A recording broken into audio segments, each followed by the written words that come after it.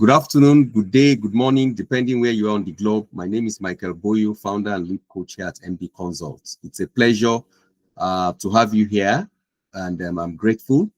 And without taking so much of your time, this is one of our webinars that we host. We try to come out here on a monthly basis. And today, I think we have a very interesting topic that we want to try and just get into and see how we can get a bit more enlightened. It's a topic I see a lot on the internet across different landscapes. And, I feel the need for us to come and clarify what exactly GRC is all about. And that's why we're having this webinar. And I have my very, very good friend here. I call him friend, but he's as good as my protege. But he's a protege that has become a mentor in his own rights. And, I'm just going to introduce him, very briefly here. And I do this with very high respect because of what I've seen him do over the years. His name is Joel Eriki. He's a seasoned cybersecurity and compliance professional with over 17 years of experience driving robust information security, risk management, and IT governance practices across diverse industries. He has multiple certifications within this space, including but not limited to the Certified Information System Security Professional, which is the CISSP. He's a certified cloud security professional, which is the CCSP. He's also certified in risk and information systems control, which is the C-risk, and is also a certified information systems auditor, which is the CISA. He also has credentials in ITIL, which is the Information Technology Infrastructure Library, credentials that underscores his technical expertise and commitment to excellence in information assurance. Joel has a proven track record in leading and executing IT security reviews, agile and traditional project assessment, and evaluating IT general controls, IT application controls to support internal controls over financial reporting and compliance objectives. His extensive experience spans a wide range of client environments, including government, oil and gas, professional services, and the aviation sector, where he has consistently delivered high-quality advisory and assurance services. Joel is passionate about enabling organizations to strengthen their cybersecurity posture, ensuring compliance with regulatory standards, and implementing effective risk management frameworks that align with strategic business objectives. With all pleasure, please join me here to bring to the podium my very good friend, mentor, but I still regard you as a protege, Joel Eriki. Thank you so much for coming, Joel. Thank you so much, Mr. Oz. And thank you for, can everyone hear me? Just a thumbs up. Yes, I can hear you. Okay, thank you. Thank you for giving me the opportunity to be part of MBKonsult, to come speak with the audience here. And to everyone, I still regard I call him Mr. Oz.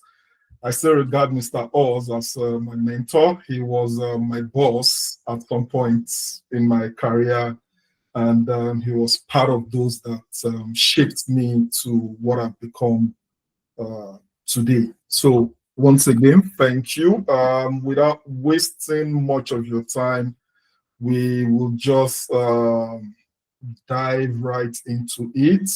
Do you mind if I take over the screen? Yeah, yes, please, go ahead. Okay. So just to let us know, you can drop questions in the chat. He's just going to walk through his presentation and we'll leave the question and answer to the very end. Thank you. Okay, can everyone see my screen? Not yet. I think, yeah, we can see it now. Thank you. Okay, thank you. So before we get started, I just want to feel the pulse of the room, so I have an understanding of my audience and how I want to go about this presentation. So by show of hands, can you just signify if you are a non-tech personnel?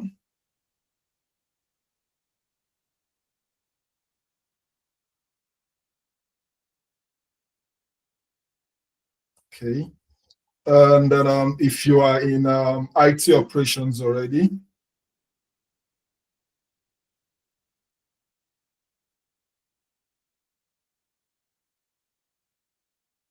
okay. And then do we have any cybersecurity professional on the call?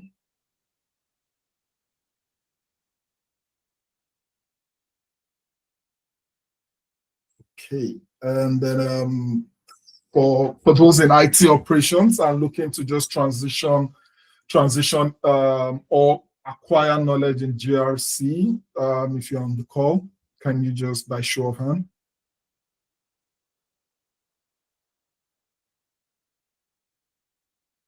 Hey, sounds good. So I have an idea of how to go about this. So without wasting much of your time, I'll just go over the agenda. So my objective today is to kind of show you or give you an understanding of what GRC is all about. And I know for some of you, you are looking to transition to GRC, and just to give you a reason why the step you are taking is a good one, and don't think you're making any mistakes. And then I'm just going to tell you my own story, how I got to where I am today, and give you a bit of action framework, what you need to do, the type of mindset you need to have to become successful while transitioning. And then at the end of the presentation, we'll open up for questions to clarify.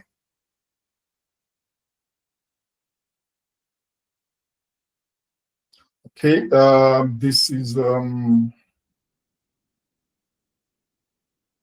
yeah. So this is just a bit about me. Mr. Oz already did the presentation, so I'm not going to bore you with my qualifications again and what I do. Here we'll be looking at some statistics around GRC. So according to the market research report, there's been a global investment in GRC markets. And in 2024, that investment stood at about 15.93 billion.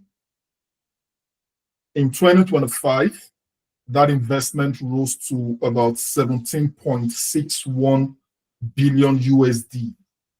And it is projected that in 2030, that investment would increase up to 39.14 billion USD. That is about 10.5 𝐒𝐭𝐴𝐺𝐻 growth rate. Now let's bring it home to Canada. So according to Grand View Horizon, the Canada GRC market generated about 3,695,000 USD in 2023. And it's projected to reach about 9,657,000,000 by 2030. That is an annual growth of about 14.7%. Now, according to Canadian cybersecurity news, Canada faces an estimated shortfall of 25,000 cybersecurity professionals today, and with a projection to perhaps 100,000 by 2025 if the current growth doesn't keep up with the demand for cybersecurity professional. Now, why am I bringing up these statistics? What this tells me is that there is a projected growth in the GRC space, and there is room for every one of us on this call, and even people out there, to find the space in the GRC environment. More personnel will be required to fill these positions that are opening up. And so if you're transitioning right now, trust me, you're doing something good for yourself. Now, even with the advent of AI, because over on the internet, we hear most of the time, AI is going to take people's job, it's going to do this, it's going to do that. But even with the advent of AI, humans will still be required to train these models before they become useful. So in the grand scheme of things, humans would still be required for these roles that will open up. Now, another factor is organizations are investing heavily in GRC solutions. One, to combat cyber criminals and to ensure compliance with regulatory requirements, because this landscape keeps changing, and from time to time, you have projects evolving around this space. And as such, you need people with the right mindset to fill in this role and take on these jobs. So I hear you when someone might say, I'm a cybersecurity professional, I'm an IT operations professional, I'm looking for a job, but I can't get a job. However, with these statistics, it shows there is a shortfall. Now, what employers are looking for, it's not just about people who have qualifications. They are looking for people who have experience also, who knows what they are doing and would come into the organization and hit the ground running. I would throw more light on this when I talk about my own experience. Now, let's move to understanding GRC. What is our understanding of GRC? For most people, we know this is just an acronym for governance, risk, and compliance. However, GRC is a framework. It is a strategic framework that helps organizations align business objectives with risk management and regulatory requirements. What does this mean in practical terms? I mean, you can be a cybersecurity professional, you can be a project manager, you can be a risk manager, you can be an audit and compliance manager, but how do you bring all these professionals together to work on a project that would align with the overall business objective? And at the end of the day, we come up with a successful project. Take, for example, a bank is trying to migrate a core customer-facing application to cloud. It used to be on-prem in their own environment, and they are trying to move this application to the cloud environment. Now, this is a project, an endeavor the bank is looking to implement. Now, you would have the risk personnel coming to assess this and say what can go wrong when we plan to move this application to the cloud. Don't forget, this application is going to improve the scalability, accessibility, and reduce infrastructure costs for the organization. So this forms part of the business objective for that organization, that this is the reason why we are moving this application to cloud. Now, this is where the risk professional come in. Now they want to start looking at, okay, if we move this application to cloud, what are we facing? Potential data breach. Are we going to be a breach of regulatory compliance? What happens if there is a service outage? Like some of you know, I think this week we had outage with AWS, Amazon AWS, which impacted some applications around the globe. So you have the risk professional coming in to assess how do we start to or how do we start thinking how we mitigate these issues when they come up? And then you also have what is called vendor locking. You want to analyze the vendor you are going with. Are you going with Azure? Are you going with AWS? Are you going with Google Cloud? They have sub providers that provide these cloud solutions.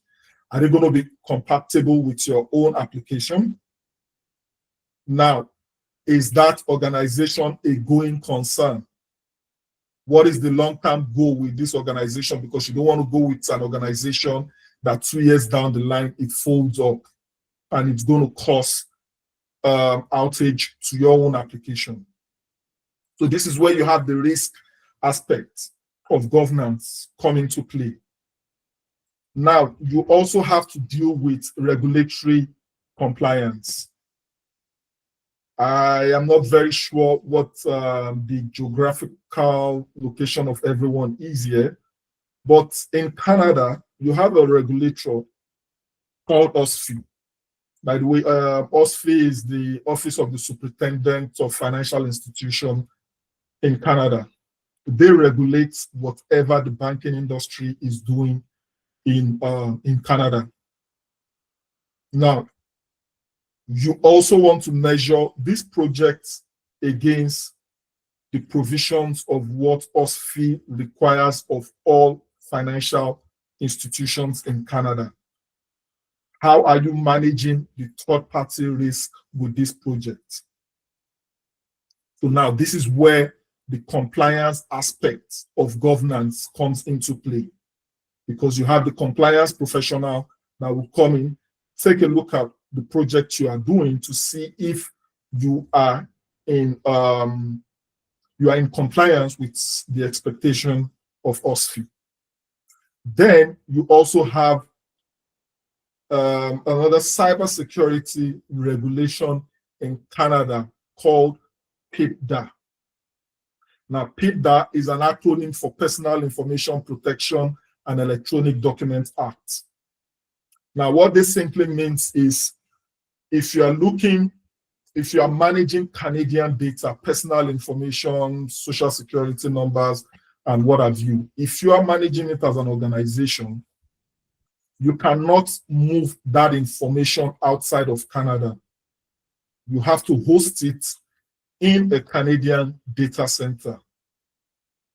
If you are to host those data outside of Canada, you would need to present a business justification on why that application cannot be hosted in Canada. It has to be moved outside Canada.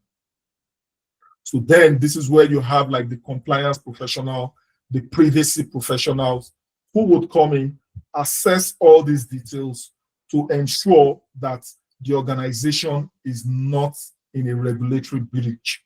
Because once you are in breach of these regulations, there are financial implications to them. There are reputational damage to the organization. So this is where the compliance aspect of GRC comes in. Now, once the risk professional, the compliance professional are working this angle, then we start putting a framework together, documentations together, how we are going to mitigate all these risks, how we want to ensure that we are in compliance with regulatory requirements, because at each stage of those projects, based on my personal experience, you would invite personnel from OSFI to let them know what you are doing, hear their opinion to see if there is a deviation from laid down rules. So take, for example, OSFI has a guideline called B10.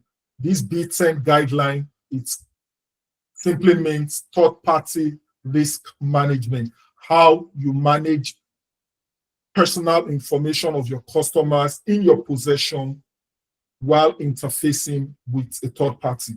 So you want to go through this guideline to be sure you are doing the right thing. So when you are putting these documentations together, the policies that will drive this project, the directives that everyone needs to follow, during the implementation of this project, this is where the governance aspect of GRC comes in. So before you even go live, you would have to present all these documents that you have worked on to the board, depending on the organization, to the executive management, to approve. That way, the operational team are transferring responsibility from them to the board or the executive management of the organization. Because if the regulators come in, they are not going to come to the operational guys, they are going to go to the head of the organization because it is their head on spike. So you have to present all this information, all these facts to board level before they provide their own approvals. And these documents would guide this project during implementation and post-implementation. So this is simply the governance aspect of that project. And that is how we come about the governance, the risk, and the compliance aspects of aligning business objective to risk management and regulatory requirements, which takes me to my next point. And I already touched on this. What does GRC help the organization with?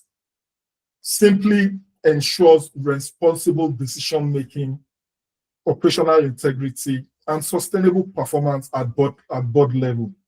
Don't forget what I said when I was trying to explain the focus area for GRC. One, you have now done your due diligence from a risk perspective, from a compliance perspective, and operational perspective. You have presented all your documentations to the board. Now the board will now review, possibly get a second opinion before they make that responsible decision on if we are going ahead with this project or we are not going ahead with this project. So this is just a diagram that shows the different areas of GRC. Now, what is the relationship between GRC and cybersecurity? Because online, I've seen different information around GRC and cybersecurity and not so accurate information online. And this is one of the unpopular opinions. GRC is not cybersecurity, and cybersecurity is not GRC. Because I've observed online that people use them interchangeably. When people say they want to transition into GRC with the mindset, or what they meant to say was, I want to transition into cybersecurity. Or when you hear people say, I'm a GRC professional. And when you engage them, you realize basically they are cybersecurity professionals. Now, to explain this further, cybersecurity is a process that organizations use to protect their computer information, their data. While GRC in itself is a framework that helps drive the objectives of cybersecurity in an organization. And that is what I have put here, that cybersecurity operates inside the GRC umbrella. So think of it as GRC is the umbrella framework. And under GRC, you have cybersecurity.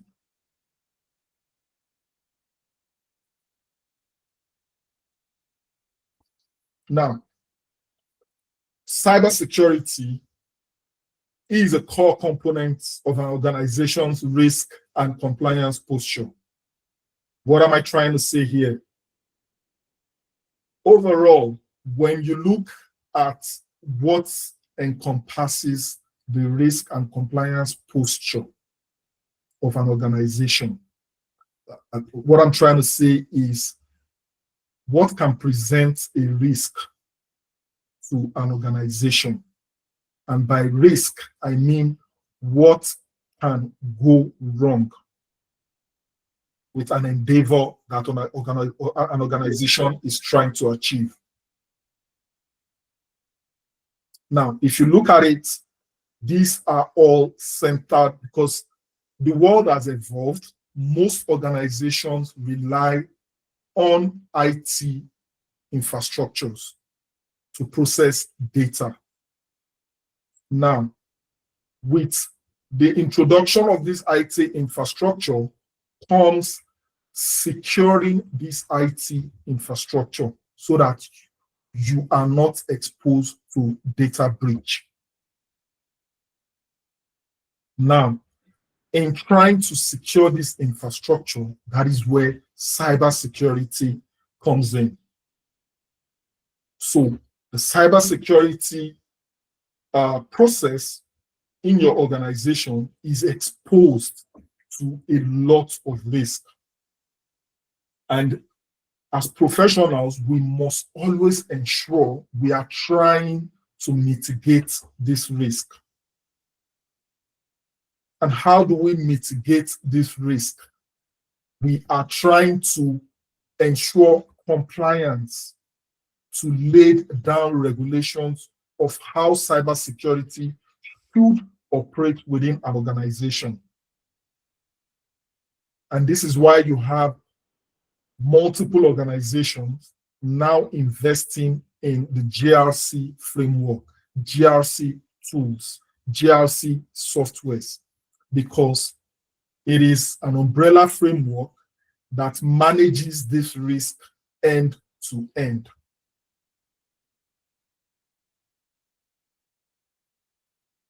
Now, to further buttress my point, why I said GRC is not cybersecurity and cybersecurity is not GRC.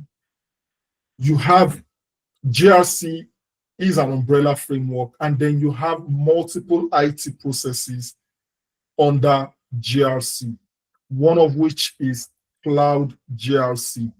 Most organizations right now have moved into cloud environment, Azure, Google Cloud, AWS. So they manage their infrastructure in the cloud right now. So there is a GRC aspect that addresses how organizations manage their information in cloud. Now you have AI, which is coming up, and it is coming up very fast. And you all would have witnessed what people are using AI to do right now. As much as you can use AI to improve your work, to help you with your day-to-day tasks, also know that the cyber actors are also using AI for unscrupulous purpose. They are using it to exploit loopholes in organizations and how they are going to breach those loopholes.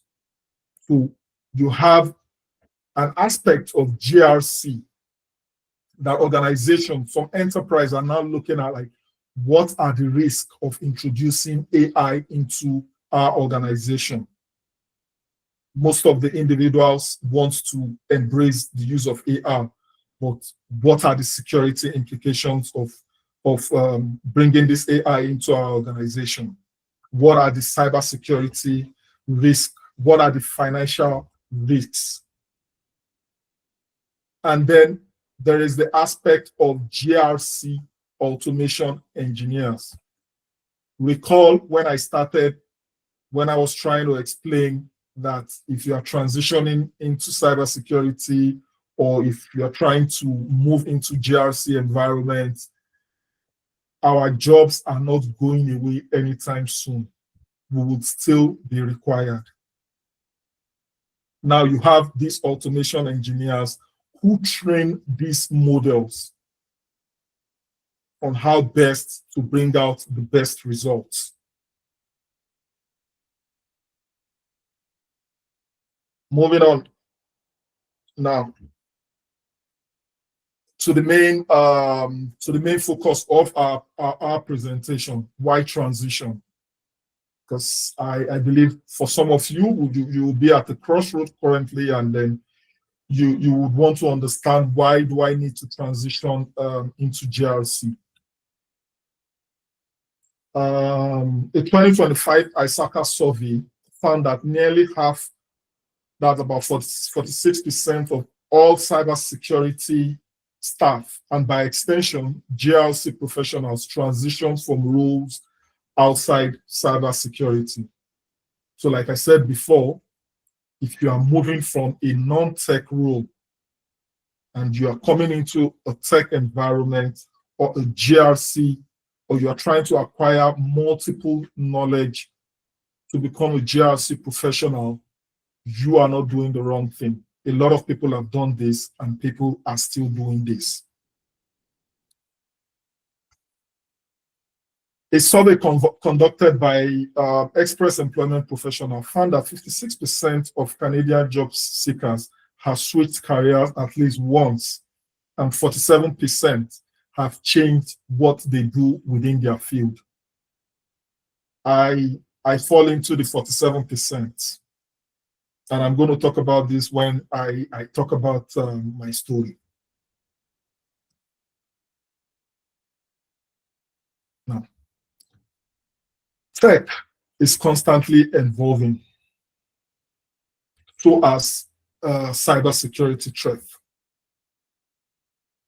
So people are going to be required to manage these emerging threats, because as you have new information systems come up, so also you have new threats for this information IT infrastructures. So who are the people that are going to manage these threats? Of course, it is people like you and me who are currently working in this field or planning to transition into this field.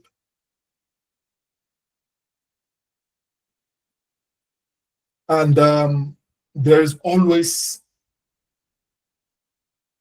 changes coming to our regulatory requirements for each process, for each IT application we are trying to implement. For each process improvement, there is a new regulatory requirement coming out. And who would best be able to address this type of issues within organizations? This would be the privacy professionals, this would be the compliance professionals, and this is where you guys come in.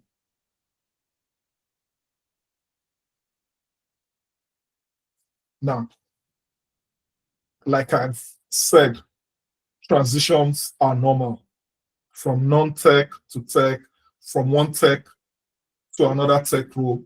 It is normal. If you're not enjoying what you're doing right now and you feel the need to transition to a different role, by all means, do it. I did it when I came into Canada, and I'm not regretting it. Now, to my story. So, for each of my certification, there is a story behind each of my certification. So it's not like I'm a certification junkie. It's a way of me challenging myself when I find myself in a role. Now, like I mentioned at the beginning of this presentation, my first major official role was a network technician back in 2006. And from there, I moved into an IT support role in 2008, and that was where I met Mr. Oz, who was my boss then. Now, in this role, I was supporting different individuals with their computer problems and all, and I wanted to kind of understand what it takes to manage an IT environment. And that was when I took my ITIL exam. Back then it was ITIL version 3. So basically, ITIL talks about the governance aspects of managing an IT workshop. Now, because I had networking background and I was also managing the network, I wanted a deeper understanding of the network layers and architecture. And that was how I took the CCNE exam to broaden my knowledge around networking. Now, along the line, while I was still working on this job, I was tasked with managing a project. The organization was revamping its websites, about 3 websites, and I was tasked with managing these tasks. Just to be able to interface with the third-party project manager, I decided, or I was reading more about project management to ensure I have a successful project. And that was how I did the Prince 2 project management. At this point in time, it was purely operational knowledge. I did not have any inkling I was moving into cybersecurity or GRC environment. Now, fast forward to sometime in 2008, I got a network administrator role, and with a different organization, Caverton Helicopters, back in Lagos, Nigeria. And in this role, being a network administrator, I needed to improve my knowledge further. And this was when I challenged the Cisco Certified Network Professional routing and switch, just to kind of improve my knowledge in networking if I'm going to be able to do this job properly.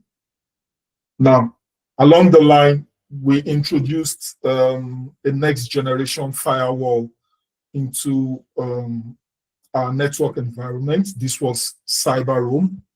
And with CyberRoam Firewall, there were certifications to this firewall. So I started reading about it. And for my next slide, I'm going to show you guys why you need to have this sort of mindset. So I took this exam. It improved my knowledge in managing this firewall. Ultimately, it saved the organization some cost from having to bring in consultants to manage this firewall in an environment, because it was sold to us and it was being managed. But when I improved my knowledge around this and I started working on this firewall, there was no need to bring in these consultants anymore, because I was doing it. And with this, I was promoted to become a manager in IT, in charge of network and security. Now, part of this responsibility means I was going to manage the external audits for the organization with EY as at then. And this was my first stint with audits. Basically, I was managing the different stakeholders in my organization, getting artifacts across to the external auditors. And I developed an interest in this field. And to be able to manage this properly, I started reading about CISA. And that was how I challenged the CISA exam, and I passed it. Now, note that back in Nigeria, I did not fully use my CISA certification.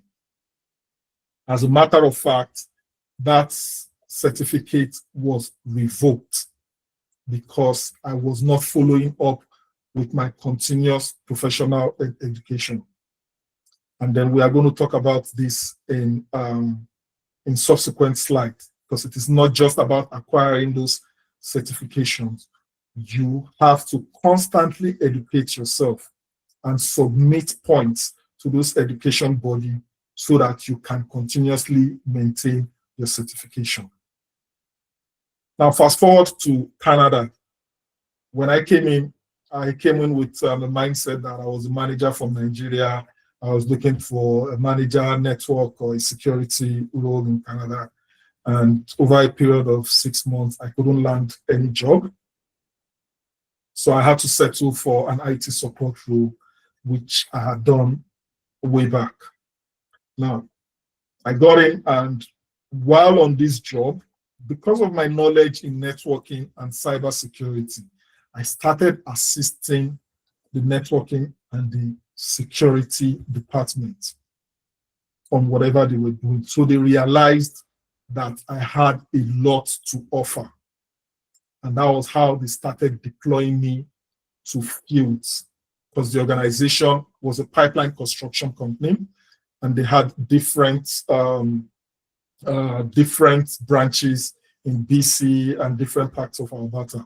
So I was deployed to deploy these solutions across Canada then. Now, after a while, and part of this was me building my governance knowledge, because when I came in, I realized there was no much documentation within this organization. Now, there were no policies, there were no directives, there were no knowledge-based articles within this organization.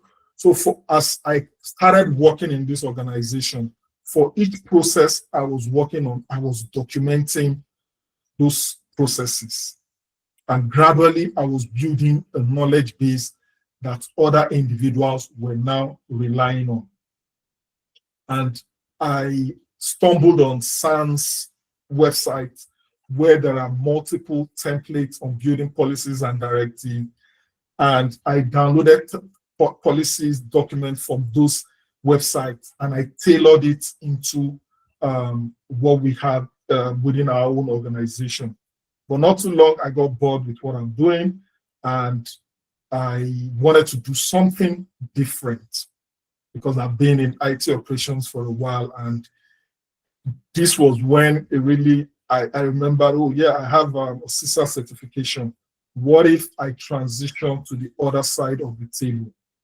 Because don't forget, in finance, you have those that manage the funds, and then you have those that audit, those that manage the fund, just to ensure there are no frauds. It's the same thing in IT. You have the IT operations guys, and then you have the IT auditors ensuring the IT operations guys are doing the right thing. But I thought, why don't I go into IT audit? Right about that time, I got a referral to work in one of the Big Four organizations, specifically KPMG. And this was where I built my knowledge around audit and compliance. Now, while I was working with KPMG, I was working with multiple organizations. I was exposed to how they manage IT infrastructure within their own organization.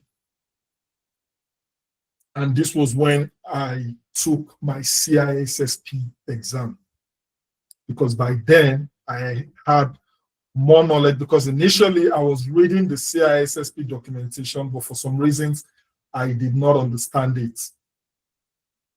But when I started working real life scenarios, when I took up the book and started reading it again, the understanding came. And because CISSP exam is a scenario-based exam, so it's not what you would just read and then you go and write. There is the possibility you get in there, you see different set of questions that is going to throw you off balance. So you need proper understanding of those processes before you go and write those exams. And just to note, so it's not all good news. I failed the CISSP the first time before going back to write it again. Now, working with KPMG and the knowledge I had acquired, I got a role in a federal crown corporation here in Canada. Now, this crown corporation and most government organizations, they operate a 3-line of defense model in their IT operations. Now, what is a 3-line of defense model? Basically, you have the first line. So this you would find in the CRISC certification. Basically, you have the first line, which is the operations team. They would manage, they are the risk owner. They would manage the risk from an operational perspective. And then you have the second line of defense. The first line is splitted into 2 in the organization I work for. You have the 1As, who are the core operations guys. You have the 1Bs. These are the guys that have IT operations knowledge and audit experience, because they help the 1As to interpret their risk. And this is where I fall in. And then you have the second line, which these are the risk manager. These are the people that come up with the risk and ensure the IT operations guys, while they are working, they are adhering to complying with these risk mitigation techniques. Then you have the third line. These are the internal auditors in the organization. They audit whatever the IT operations guys are doing. This architecture helps organizations manage their risk posture, because if the 1A miss a risk, the 1B should not miss it. If for any reason the 1B miss it, the second line should not miss it. Now, if the second line miss it, then the third line should not miss it. So this is, in cybersecurity, this is what you call defense in depth.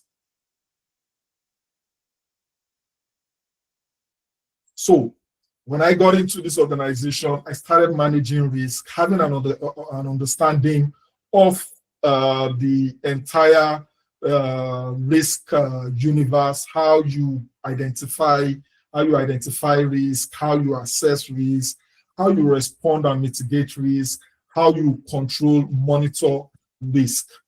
And to gain more understanding of this risk universe, that was what took me to reading about CRISC.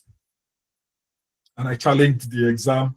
And based on my experience, I was able to also pass this exam.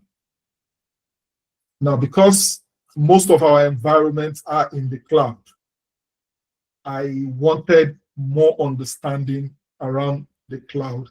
And that was when I took the cybersecurity cloud, certified cybersecurity cloud professional with ISC 2 So,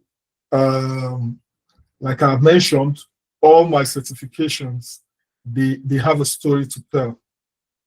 And there are some other certifications that I have not included here, so I don't have to bore you guys with so much information, but they all have a story at one point in my life.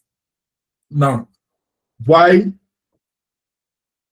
did I tell this story of mine? It takes us to this slide. We should. I need to speed up because I see we have spent a lot of time. So you need to come up with an action framework if you are planning to move into this GRC role. 1, cybersecurity is very broad. GRC is very broad. It is not just one size fits all. You need to pick a path that interests you, and then you learn with focus. Ensure you start with the fundamentals. Once you start learning and then you start writing this exam, learn to apply. Even if you don't have a job, volunteer in certain areas. Talk about it, speak about this with people, mentor people, and then network intentionally. It could be on LinkedIn, it could be IT events. Don't be shy. I used to be I'm still an introvert, but I've tried to break out of it because I realized I needed to network more. Now, coming into this role, there needs to be a mind shift, which is also part of why I told my own story. One of which is be open to starting at entry level again. I came in from Nigeria. I was a manager, and I couldn't get a managerial role, but I was hoping to start off as an IT support. That was how I was able to build up my career again. Treat each job as a learning platform and a building block on your journey. Like I mentioned to you guys, for every role where I found myself, I immersed myself in that work, read more about it, took a certification in that field, and performed some process improvements in that area, which over the years earned me some form of promotion or the other. Have a risk mindset. If you're coming into this environment, you need to have a risk mindset. What can go wrong? It's even applicable to my own personal life these days. If I'm going to do anything, if I'm going to spend and do any major projects in my personal life right now, I sit down and analyze what can go wrong with this project so I don't end up losing my hard-earned money.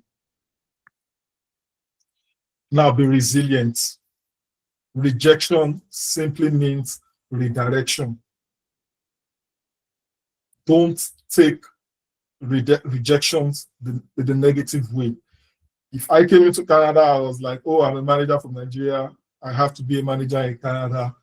I'll probably still be sitting at home and expecting a managerial role.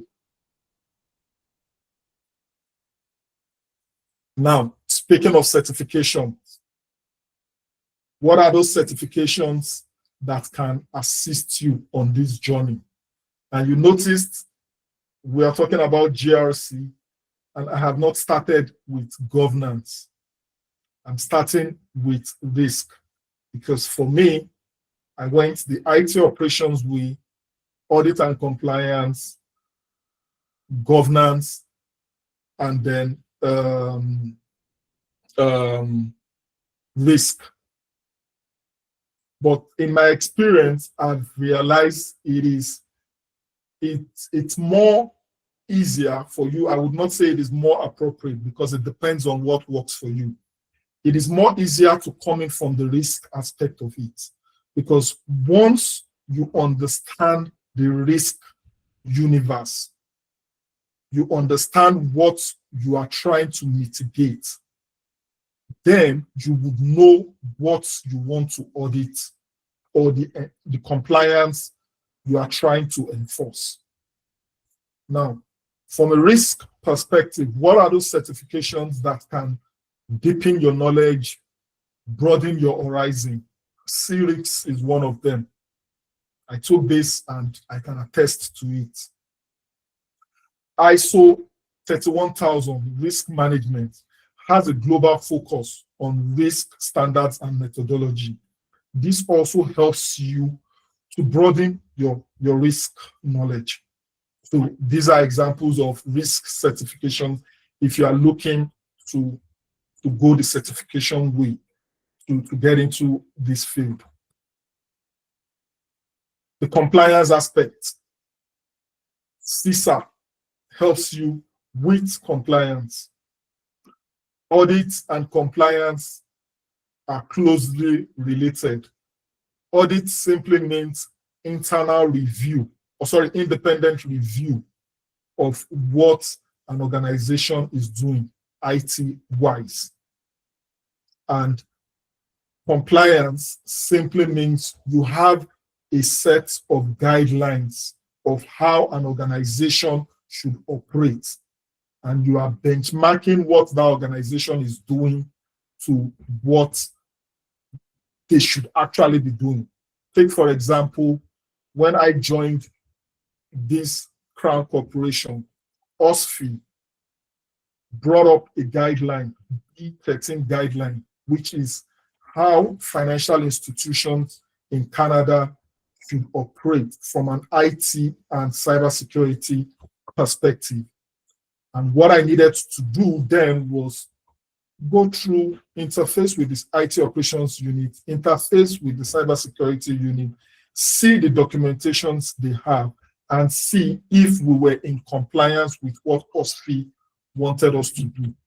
Because at the end of that engagement, I was supposed to come up with a report on our maturity level before OSFI would now come in to assess what we have done. And then we have to be very objective with where we are. Are we at a level 1? Are we at a level 2? Or are we at a level 3? It was a rating of 1 to 5. With level 5, you are super, you are there already. Level 4, you have a repeatable process going on, but there still needs, there is room for improvement. Level 3, you have documentation, but your processes are not repeatable.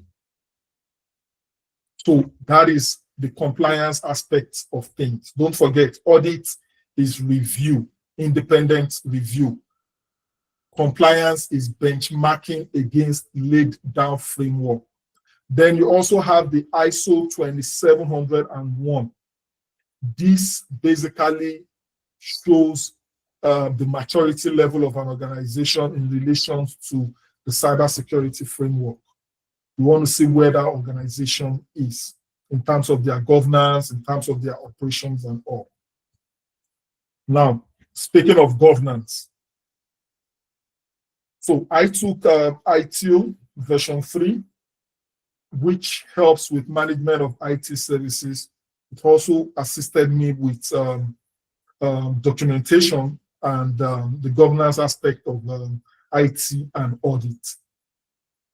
These are some other certifications that you can take to build your governance knowledge up.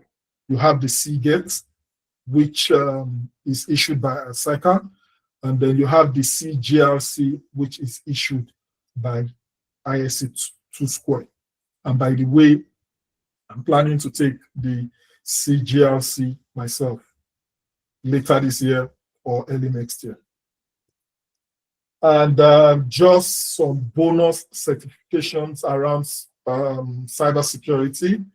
Remember, I told you, start small, start from the fundamentals. If you are just transitioning into IT, understand the process, understand the fundamentals before you start taking on the bigger tasks. So these are some of entry-level certifications you can take in cybersecurity.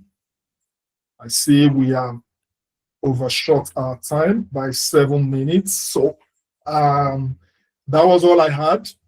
Thank you for listening to me. At this point, I would take any questions that you have. Wow. Fantastic. Thank you so much, Joel. I think I really got so immersed in it. You know, in order to be a little bit cheeky, it was like I was the one talking. But quickly I knew that I don't have that knowledge. So it's not me, right? So so thank you so much. Just before we get into question and answers, I want to quickly make a very few announcements, just to kind of bring to the fore some of the things that we are doing here at MBKonsult. So if you don't mind, Joel, I'm going to just steal the screen for a minute, and so I can say one or two things before we go into Q&A.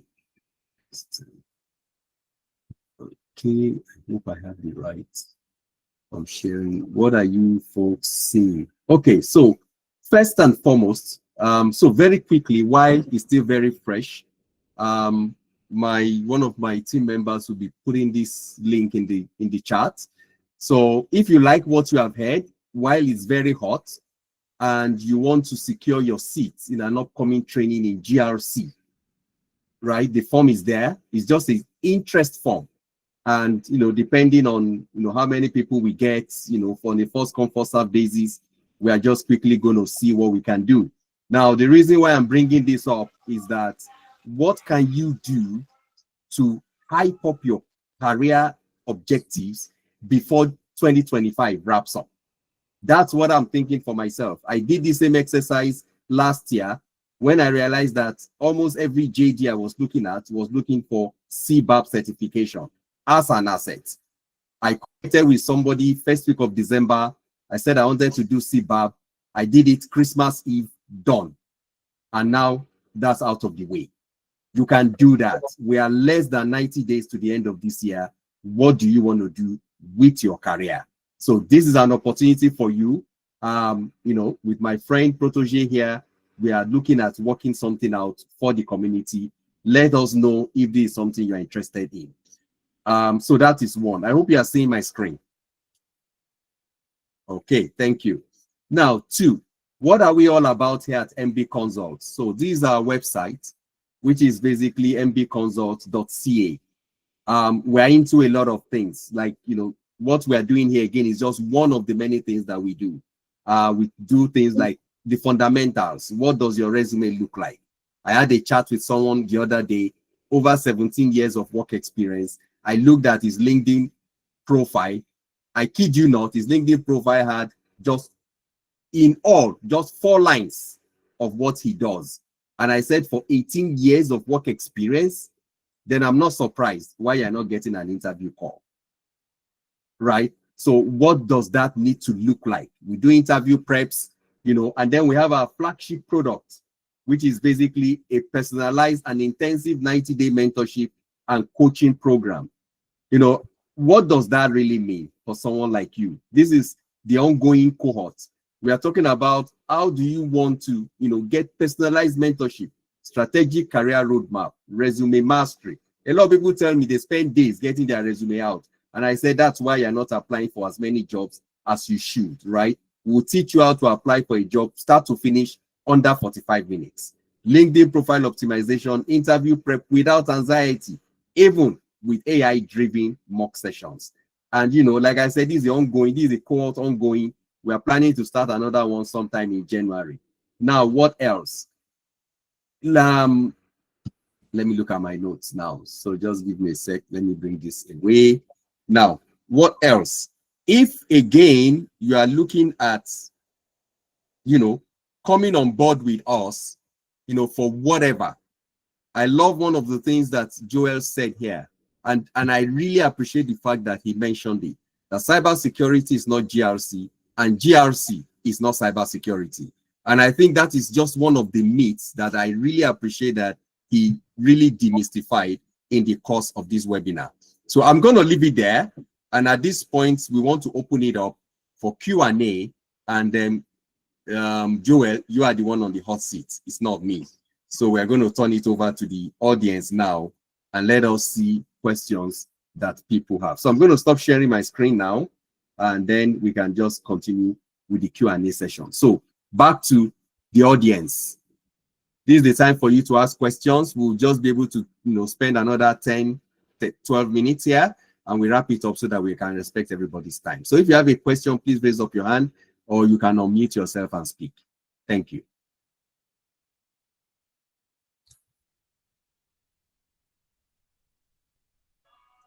Good afternoon, sir. My name is Good afternoon, sir. Please go ahead.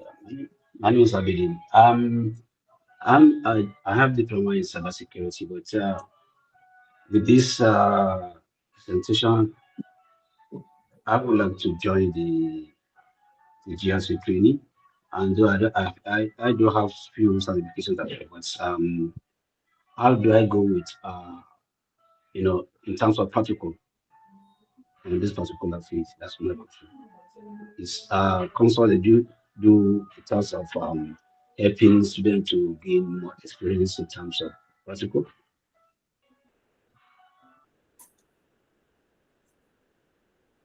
Mr. Abidin, Yes, I sir. don't see a question there outside of how do you secure your seat in the training.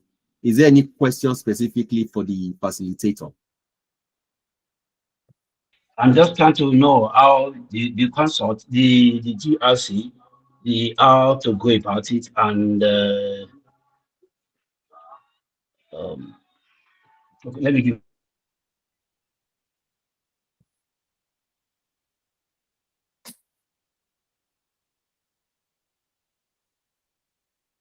Sorry, are you still, you're on mute now, Mr. Abidin?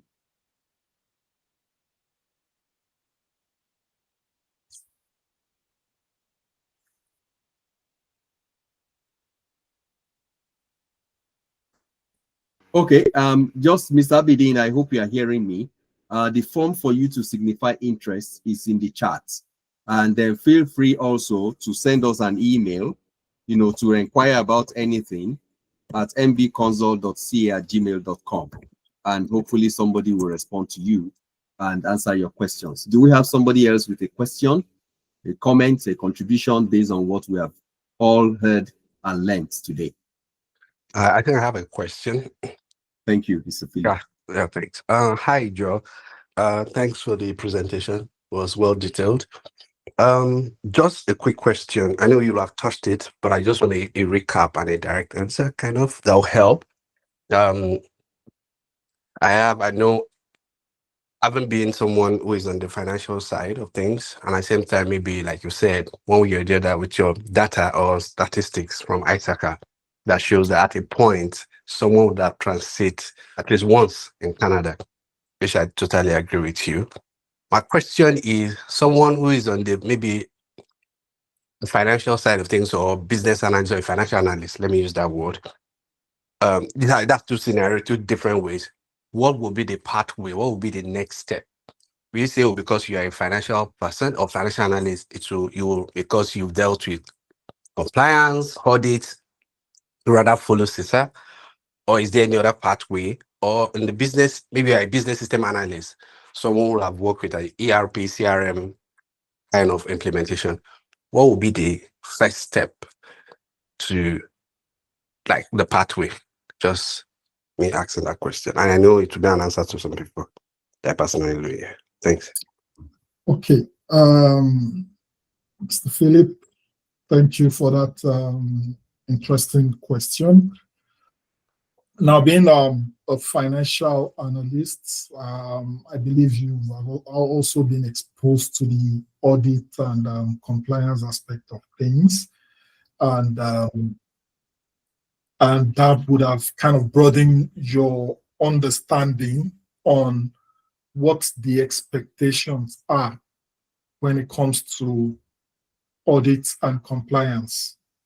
As a matter of fact, when I was at KPMG, I was an ITGC or an IT auditor, but that was where I learned the ITAC control. That's the IT application control that most financial auditors use to see how the process moves, how money moves around applications during external audit. So for a financial auditor, since you have a risk knowledge of it, I would encourage you go the CISA route, which talks about the different IT frameworks and how to ensure compliance with those IT frameworks. And with that knowledge, it would expose you to how risks are being managed from within IT infrastructures. And that way, the next level for you would be moving into the governance aspect of things. Because I have colleagues that are ITGC or IT auditors, but they have financial background. They don't have IT operations background like I do, but they are functioning well in the ITGC world. I hope that answers your question. Yeah, it does. Thanks. Thank you. Anyone else? Especially those of you that signified interest that you are looking at transitioning to GRC. This is your moment. What question do you have? What ambiguity? What's not clear? If I were you, my hand will be up first.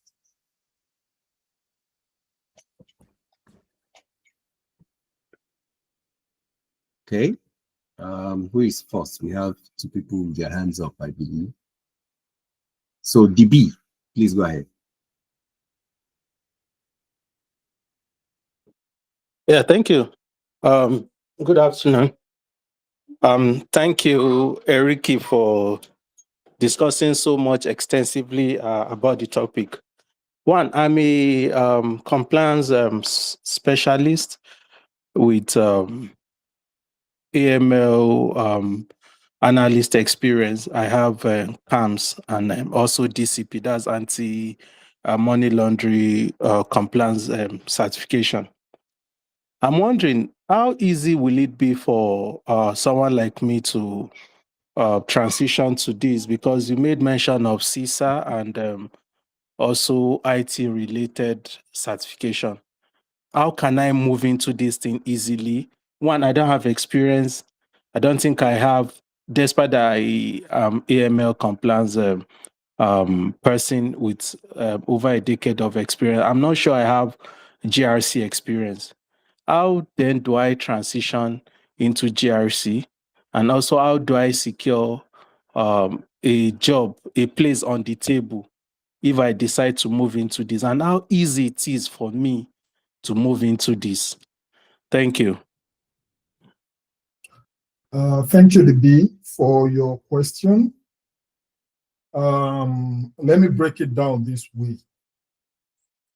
You are already doing compliance, which is one aspect of GRC. And one thing I want those on the call to understand,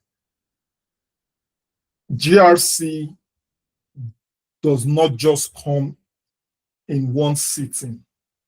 It requires an accumulation of experience. You might be lucky you get into an organization where they are looking for somebody to just manage compliance. You have people that are managing risk. You have people that are managing governance. And then you get into some other organization that are basically looking for just one person who is going to manage the software for governance, risk, and compliance. So there are different flavors to it. You mentioned you have compliance experience already. I'm not sure of the level of experience or what applications or solutions you have ensured compliance on. But for me is what area of GRC do you want to move into? That would be where I want to look at it from. Would it be managing cybersecurity risk, managing IT risk? If you want to manage cybersecurity risk, I would say, why don't you start with the fundamentals of what cybersecurity is looking at, like I showed in my slide, which is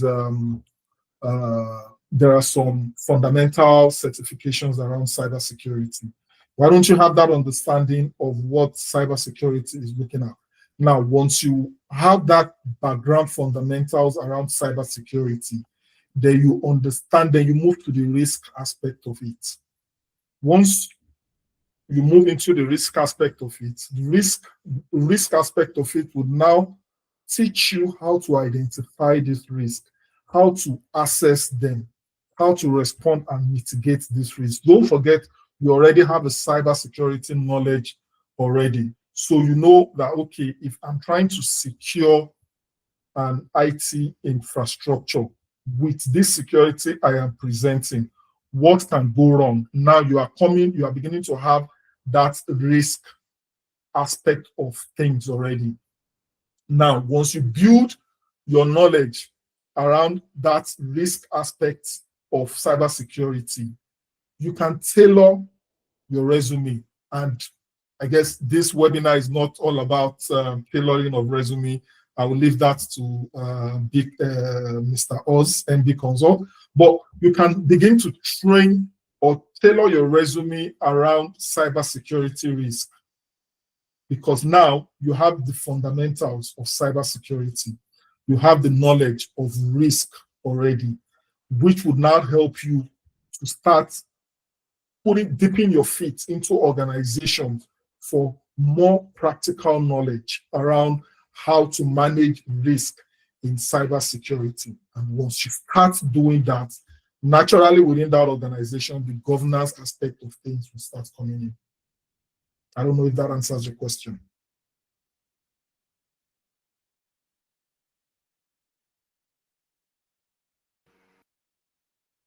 DB, are you able to speak?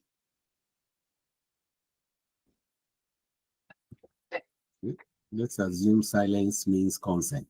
Right? Okay. We have room for just one more question before we wrap this up. I didn't hear the last part of it. Sorry, my network. It just disappeared.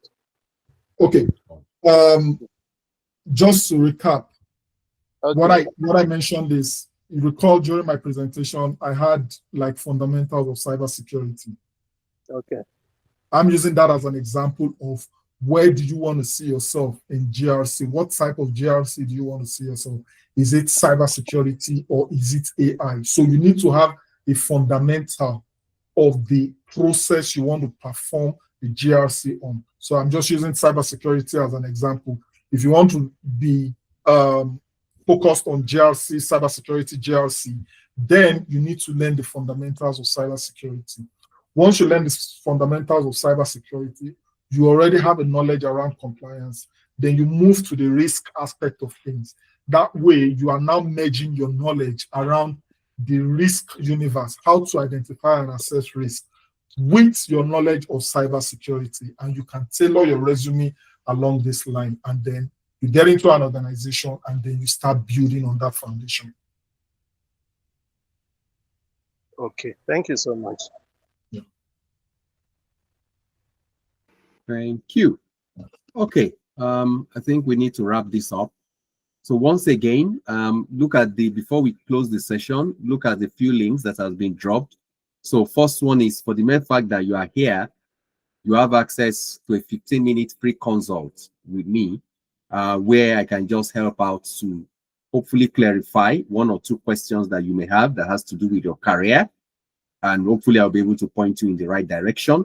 That's number one. Number two, if you are interested, in being part of a GRC inclined training, and I also want to reiterate what the speaker said, that when people talk about GRC out there, they make it look like it's just one thing. GRC is not just one thing. That's why it's GRC. There's governance, there's risk, there's compliance. And if I hear from what the speaker has told us and shared with us today, it looks like there is a logical progression. You start with risk management, because that's the baseline. You need to understand what risks that have been identified and needs to be managed. That's number one. And then number two, you now go into compliance. So when people start managing those risks, what are the guardrails? What are the best practices? What are the policies, standard operating procedures, regulatory requirements that needs to be fulfilled in managing those risks? That's compliance. So that's the second one. So for the first one, risk, you can challenge the C-risk certification. For the second one, audit and compliance, you can challenge the CISA certification. And then the third one is, until you have a clear understanding of the risk you are trying to mitigate, what baseline are you mitigating it against? Best practice, which is the compliance. Then you can talk about governance. And that's why he mentioned at the board level, because governance is at the strategic level. How do we govern what we are doing? And that's where the C-Gates exam, also from ISACA, that's where it comes up. So there is a logical progression. And it doesn't mean you have to follow that line of progression. But I would say that if I understand what Mr. Eriki is saying, that is more or less a best practice, if we can put it that way, of how to progress. So in we saying that we want to, you know, get into that space, we would also be wanting to align with that best practice to get people into risk management, then audit and compliance, and then into governance. That is the way to go about GRC. Just to make sure that I've just not been saying like nonsense. Mr. Eriki, I hope I'm still in line, sir. Thank you. Okay, so again, thank you very much. So if you want to fill that form just to signify interest, and then we can connect with you as the days unfold, as we come up to that. In the same vein, we also have our 90-day intensive personalized coaching and mentorship program.